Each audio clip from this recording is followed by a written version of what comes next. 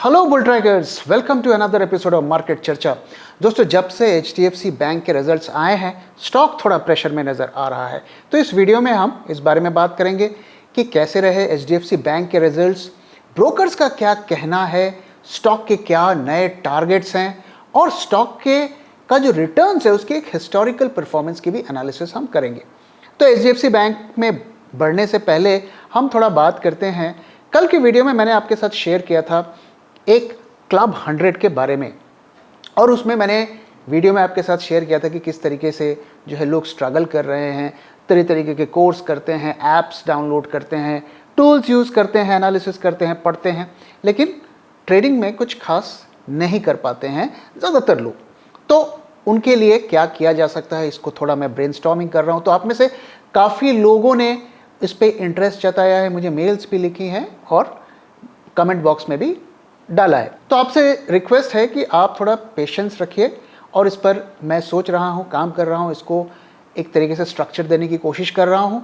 थोड़ा सा वक्त लगेगा क्योंकि हमारे यहाँ पर भी कुछ डेवलपमेंट्स हो रही हैं, तो थोड़ा आपको वेट करना पड़ेगा, लेकिन जैसे ही मैं इसे तैयार कर लूँगा तो मैं आपके सामने इसे लेकर आऊँगा। तो चलिए अब HDFC बैंक के बारे में बात करते हैं। तो HDFC बैंक के रिजल्ट्स आए, रिजल्ट्स मिक्स्ड रहे, कुछ अच्छे भी रहे, कुछ नेगेटिव भी रहे, लेकिन उसमें की खास बातें क्या है वो मैं आपके साथ शेयर करता हूँ। अगर हम पॉजिटिव्स की बात करें तो आप देखिए उनका जो लोन ग्रोथ है वो करीब 16.9% ईयर ऑन ईयर के रफ्तार से ग्रो किया है। अगर हम नेट प्रॉफिट देखिए तो वो भी काफ़ी हेल्दी है, 19.8% ईयर ऑन ईयर से ग्रो किया है। और NII यानी कि नेट इंटरेस्ट इनकम में करीब 25.7% का ग्रोथ। तो ये सारी चीज़ें तो काफ़ी पॉजिटिव रही, लेकिन नेगेटिव क्या रहा जिसकी वजह से जो है स्ट्रीट को थोड़ी डिसअपॉइंटमेंट हुई। और उसका कारण क्या है कि उनके जो अर्निंग्स के ग्रोथ थे वो बिलो एक्सपेक्टेशन रहे। 4% से जो है उन्होंने स्ट्रीट के एक्सपेक्टेशन को मिस कर दिया। और इसकी वजह क्या थी? इसकी वजह ये थी कि उनके जो कॉस्ट काफ़ी ज़्यादा बढ़ गए। एक तो जैसा कि आपको पता है दोस्तों कि करीब $40 बिलियन का मर्जर हो रहा है HDFC बैंक और HDFC में। तो जो मर्जर की कॉस्ट है वो भी एक फैक्टर रहा जिसकी वजह से इनकी जो अर्निंग्स डिसअपॉइंटिंग रही। और साथ ही जो एक और चीज़ है कि जिस तरीके से बैंक ग्रो कर रहा है उसकी वजह से भी काफ़ी उनके कॉस्ट बढ़ गए। और अगर आप देखिए तो 2023 में उन्होंने करीब 1400 से ज़्यादा के न्यू ब्रांचेस खोले हैं। तो इस सब के लिए जो कॉस्ट इन्वॉल्व होता है उन्होंने जो है उनकी अर्निंग्स को डेंट किया है। अब कई ब्रोकरेजेस ने इस रिजल्ट्स के बाद और HDFC बैंक के ऊपर कुछ कंसर्न्स जताए हैं। तो सबसे पहला जो कंसर्न उनका कहना है कि जब ये मर्जर हो जाएगा तो उस रफ्तार से उनकी जो सेविंग्स हैं, जो डिपॉजिट्स हैं, वो ग्रो नहीं कर पाएंगे, वो सस्टेनेबल नहीं है, ऐसा कोटक इंस्टीट्यूशनल सर्विसेज का कहना है। साथ ही उन्होंने इस पर भी थोड़ा सा कंसर्न जताया है कि इस मर्जर की जो अप्रूवल का प्रोसेस है उस पे भी थोड़े से उनको डाउट्स हैं, कुछ कंसर्न्स हैं जो अभी क्लियर नहीं हुए हैं। तो उसमें से एक कंसर्न क्या है कि देखिए दोस्तों, जो HDFC बैंक है वो तो एक हाउसिंग लोन की कंपनी है और बैंक जो है HDFC बैंक है जो कि RBI के अंडर पे आता है। तो दोनों के रेगुलेशंस अलग होते हैं।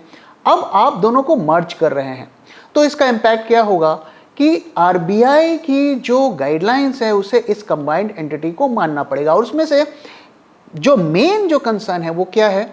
वो है SLR और CRR। तो SLR क्या होता है? स्टैट्यूटरी लिक्विडिटी रेशियो, यानी कि कितना पैसा जो है बैंक को रिजर्व पे रखना है। तो बैंकों के लिए करीब 18% होता है और CRR करीब 4.5% होता है। तो अब हाउसिंग जो लोन की कंपनी है HDFC, उसके लिए जो SLR होता है वो काफ़ी कम होता है कंपैरेटिवली और CRR की कोई ज़रूरत नहीं होती है। तो अब सारे डिपॉजिट जब कंबाइन होकर एक एंटिटी बन जाएगी तो उनको इन रेशियोज़ को मेंटेन करना पड़ेगा और ये कॉज ऑफ कंसर्न है। और ये कंसर्न सिर्फ एनालिस्ट के लिए भी नहीं है, बैंक के लिए भी है। बैंक ने RBI को चिट्ठी लिखी है और ये बोला है कि ये जो इम्प्लीमेंटेशन है इन्हें फेस्ड मैनर पे हमें करने की इजाज़त दी जाए। अब RBI का रिस्पॉन्स अभी तक तो हमें नहीं पता क्या है, वेदर वो अप्रूव करेगा या नहीं करेगा, लेकिन अगर नहीं करेगा तो बैंक को मुश्किल आ सकती है। इसकी वजह से काफ़ी सारा उनका पैसा जो है अटक सकता है, जो कि वो लोन्स वगैरह में इस्तेमाल नहीं कर सकते हैं। तो ये एक कंसर्न कोटक बैंक ने जताया है। साथ ही एक और लीडिंग ब्रोकरेज हाउस ने यह कहा है कि शॉर्ट टर्म में यानी कि 1-1.5 साल में जो है बैंक के अर्निंग्स पे इम्पैक्ट हो सकता है, क्योंकि जिस तरीके से वो एक्सपैंड कर रहे हैं वो अगर उनको फ्यूल करने के लिए उन्हें कॉन्स्टेंटली अपनी अर्निंग्स को बढ़ाना पड़ेगा, क्योंकि जब आप एक ब्रांच खोलते हैं तो उसके एक फिक्स्ड कॉस्ट होते हैं। और जैसे कि मैंने आपने बताया कि पिछले साल उन्होंने करीब 1400 से ज़्यादा से ऊपर के ब्रांच खोले हैं, तो ये एक नेगेटिव है। और साथ में जो है उन्होंने ये भी कहा है कि इन सब चीज़ों की वजह से, मर्जर और इस एक्सपेंशन की वजह से उनके पीएटी यानी कि प्रॉफिट आफ्टर टैक्स में करीब 4 to 5% का ड्रॉप हो सकता है।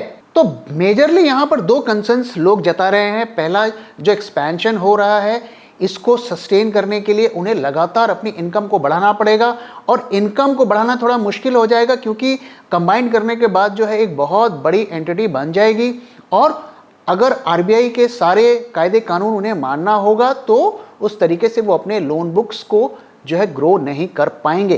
तो इन्हीं सब कारणों से स्टॉक थोड़ा नेगेटिव में है। तो अब ब्रोकरेजेस ने क्या फ्रेश टारगेट्स दिए हैं, उससे आप बात करने से पहले आइए हम थोड़ा बात करते हैं कि स्टॉक ने हिस्टोरिकल रिटर्न्स कैसे दिए।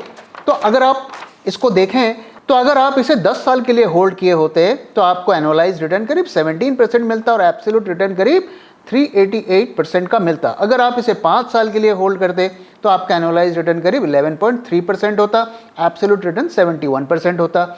अगर आप इसे 3 साल के लिए होल्ड करते तो 18% का आपको एनुअलाइज रिटर्न मिलता और 66% का एब्सोल्यूट रिटर्न मिलता। और अगर आप इसे 1 साल के लिए होल्ड करते तो आपको 20% का रिटर्न मिलता। तो ये रिटर्न्स अच्छे हैं, डबल डिजिट है। किसी भी ब्लू चिप कंपनी के लिए जो डबल डिजिट रिटर्न्स वो भी कंसिस्टेंटली जब होते हैं तो वो अच्छे हैं।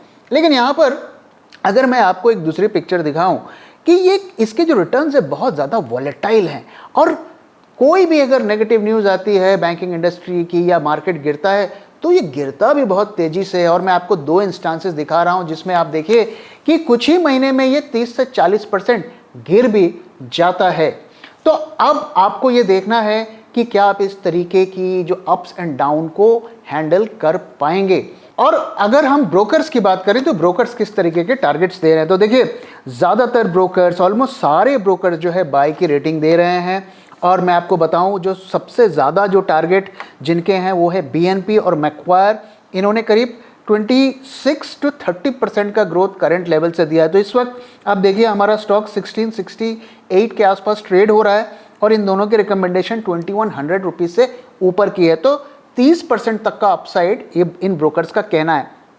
और नेक्स्ट सेट ऑफ ब्रोकर्स जो हैं आईडीबीआई, चॉइस, एंटीक, सीएलएसए और आईसीआईसीआई, इनका जो कहना है कि 19 to 24% का अपसाइड यहाँ से है, यानी कि 2050 तक जो है स्टॉक का भाव जा सकता है। तो 20% का अपसाइड वो यहाँ से दिखा रहे हैं। और अगर सबसे ज़्यादा जो पेसिमिस्टिक हैं इनमें वो हैं कोटक सिक्योरिटीज़, जिनका कहना है कि यहाँ से सिर्फ 15% का ही अपसाइड है। स्टॉक 1915 रुपीज़ के आसपास तक जा सकता है।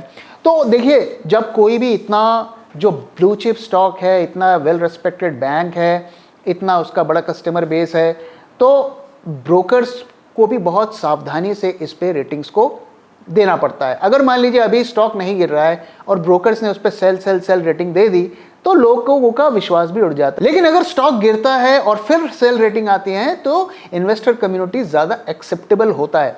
तो इस वजह से आप देखिए अभी सारे ब्रोकर्स जो हैं बाय कर रहे हैं, लेकिन जैसे ही स्टॉक में गिरावट होगी या मार्केट में गिरावट होगी उनकी रेटिंग भी तेज़ी से चेंज हो जाएगी। तो अगर आप मुझसे पूछेंगे मेरा क्या व्यू है, दोस्तों आप जानते हैं मुझे बैंकिंग और फाइनेंस सेक्टर बहुत ज़्यादा पसंद नहीं है, क्योंकि ये एक तरीके से ब्लैक बॉक्स होता है। जब भी प्रॉब्लम आती है तो सडनली आती है और एक तरीके का बड़ा सरप्राइज़ होता है। और मुझे जो है अपने पर्सनल लाइफ में और मार्केट में सरप्राइज़ बिल्कुल भी पसंद नहीं है। तो इन वजह से बैंकों से मैं थोड़ा दूर रहना पसंद करता हूँ। तो दोस्तों आपका क्या व्यू है, क्या आप भी HDFC बैंक और बैंकिंग इंडस्ट्री में बुलिश हैं? ज़रूर अपना व्यू हमसे शेयर करिए।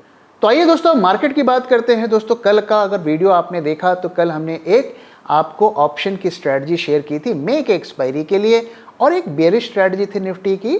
और अगर उसमें पोजीशंस किसी ने बनाई होती या पेपर ट्रेड किया होता तो अभी उसमें हमें आज प्रॉफिट मिल रहा होता थोड़ा बहुत, क्योंकि आज मार्केट में हमें थोड़ी गिरावट भी देखने को मिली है। तो यहाँ से मार्केट का आगे का क्या रास्ता है, आइए इसके बारे में थोड़ा डिटेल में हम स्टडी करते हैं।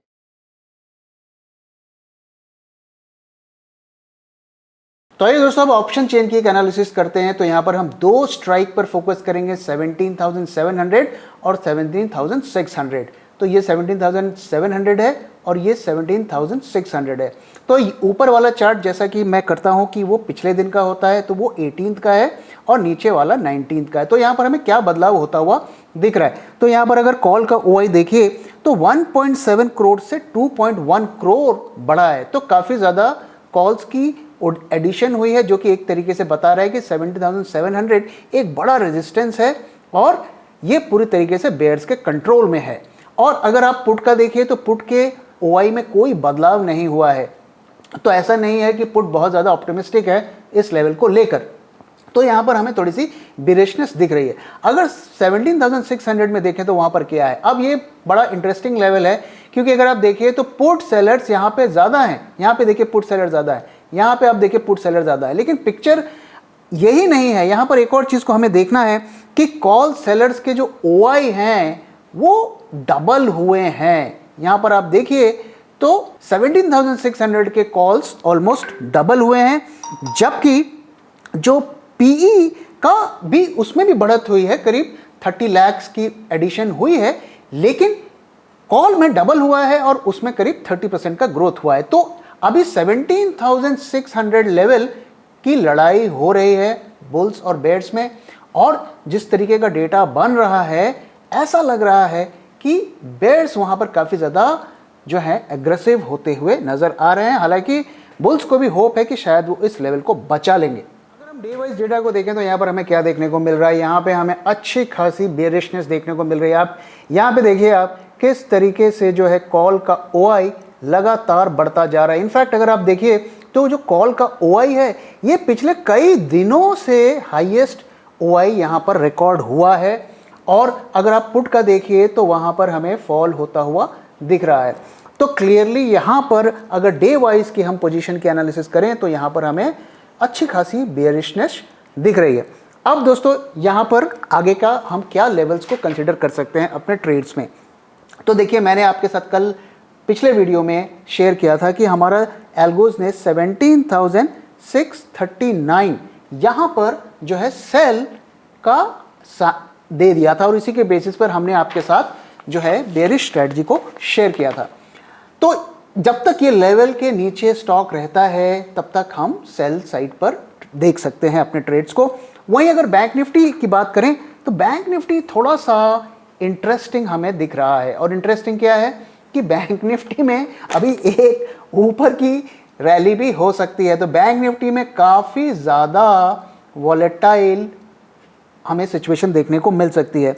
तो अगर आप शॉर्ट हैं तो मेरा सुझाव रहेगा कि 42357 इसके नीचे जो है शॉर्ट्स को कैरी करें, इससे ऊपर आते ही क्लोज कर दें। लेकिन यहाँ पर ध्यान रहे कि इससे ऊपर हमें बुलिश पोजीशंस को अभी नहीं कंसीडर करना चाहिए, हमें शॉर्ट साइड पे ही रहना चाहिए और इस लेवल को जो है अपने ध्यान में रखना चाहिए। तो दोस्तों इसी के साथ वीडियो को मैं यहाँ पे ख़त्म कर रहा हूँ। Thank you very much for watching and thank you for your time.